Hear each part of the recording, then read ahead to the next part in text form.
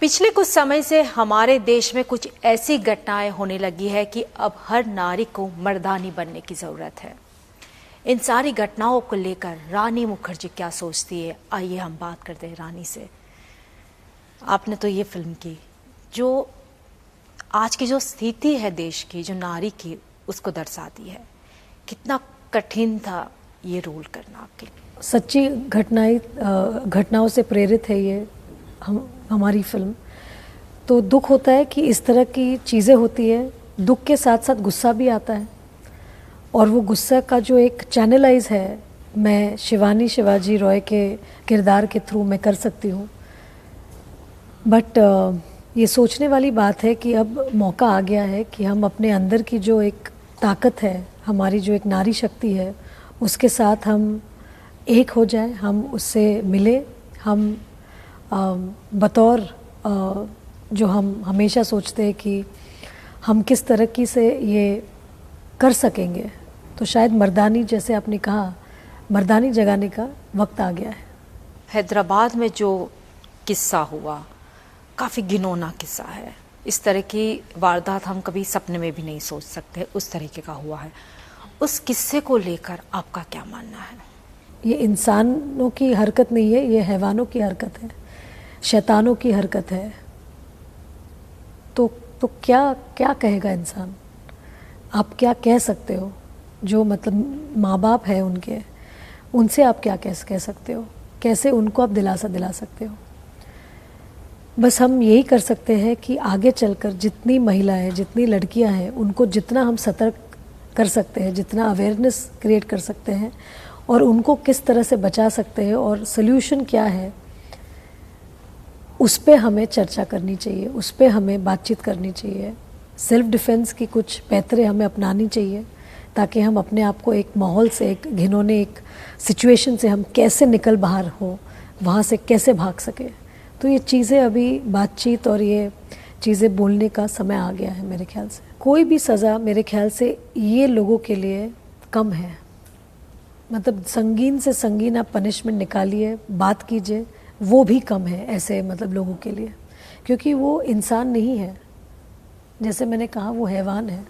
जैसे कि हम अपने घर में बेटियों को बताते हैं कि ये नहीं करना है, वो नहीं करना, लेकिन अब वो समय नहीं आया कि जब हम अपने बेटे को समझाए कि लड़की को कौन से नज़रिए से देखना है, कैसे उनको रिस्पेक्ट करना है।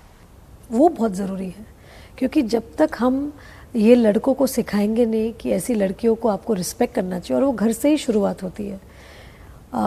लोग समझते नहीं है, लेकिन अगर एक औरत अपने पति का दुर्व्यवहार सहती है अपने बच्चों के सामने, तो वो भी एक तरीके का गलत मैसेजिंग है।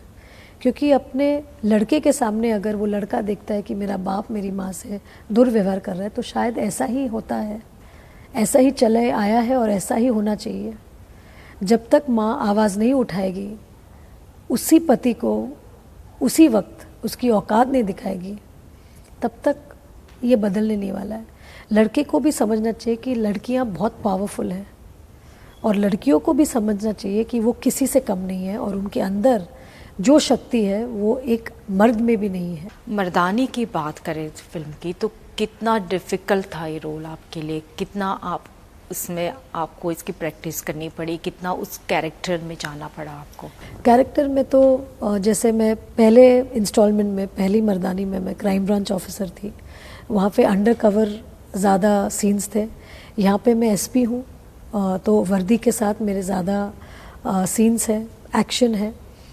और जितनी महिला पुलिस ऑफिसर से मैं मिली हूँ मेरे रिसर्च के द्वारा, उनसे ही प्रेरित होकर इंस्पिरेशन लेके मैंने शिवानी शिवाजी रॉय का एक कैरेक्टर दर्शकों तक मैं लेकर आ रही हूँ।